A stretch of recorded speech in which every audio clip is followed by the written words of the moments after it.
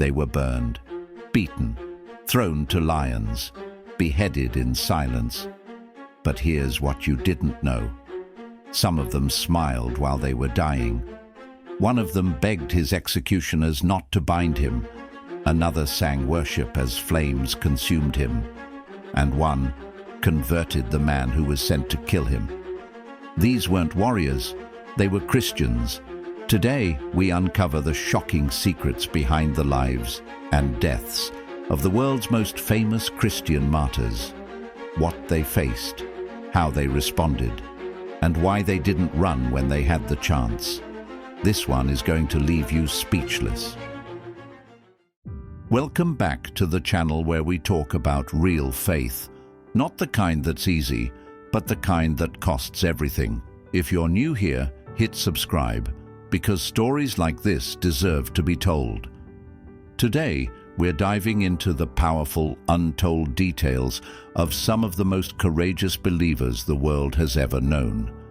They didn't just believe in Jesus, they died for him. Let's begin where the fire started. You may know him as the first martyr in the Bible, but what you may not know is this: Stephen didn't defend himself. He didn't plead for mercy. Instead, he looked up and smiled.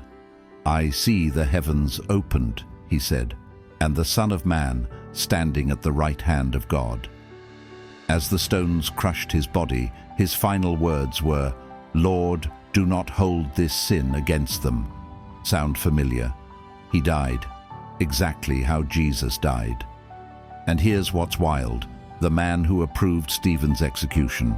His name was Saul. You know him now as Paul, the apostle who wrote half the New Testament. He was 86 years old, a bishop, a follower of John the Apostle himself. His name? Polycarp. When Roman soldiers arrested him and dragged him into the arena, the crowd demanded his death.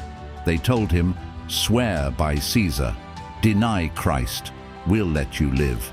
But Polycarp didn't flinch. 86 years I have served him, and he has done me no wrong. How can I blaspheme my king who saved me? So they built the fire, tied him to the stake, and this is where it gets crazy. The fire didn't touch him.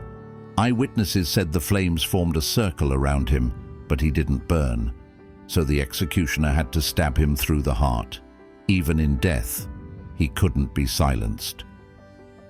Perpetua was a young, wealthy Roman woman, a new mom, a Christian convert, and a threat to the empire. When she refused to deny Jesus, they locked her in prison with her servant Felicitas, who was pregnant. They begged her father to convince her. She said, "I cannot be anything other than what I am, a Christian."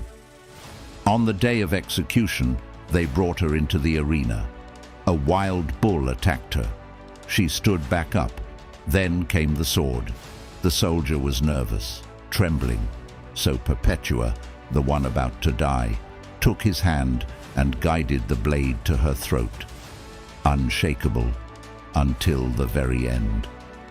You may have heard the quote, "The blood of the martyrs is the seed of the church." It was Tertullian, a North African theologian, who said it. And he meant it, because the more they killed Christians, the more Christianity spread. In underground caves, believers met in whispers. They shared communion by candlelight. They risked their lives to worship a crucified king. And yet, the church didn't die. It exploded. Not all martyrs were famous. Some weren't bishops or writers or leaders. They were farmers, slaves, teenagers, children. One 13-year-old girl was drowned for owning a Bible. A pastor in Uganda was burned alive while leading worship. Entire families were executed during Nero's reign just for refusing to bow to Rome. And here's the secret: they didn't die because they wanted to. They died because they had already surrendered their lives to someone greater. Let's be real. They could have run. They could have denied Jesus. They could have kept quiet. But they didn't. Why?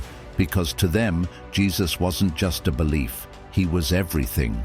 They had seen too much, experienced too much, been forgiven of too much to stay silent, and they believed that death wasn't the end. Here's the part that gets real. Most of us won't face lions or fire or swords, but the question is still the same. What is Jesus worth to you? Because the martyrs didn't die to impress anyone. They died because they were in love with a Savior who had already died for them.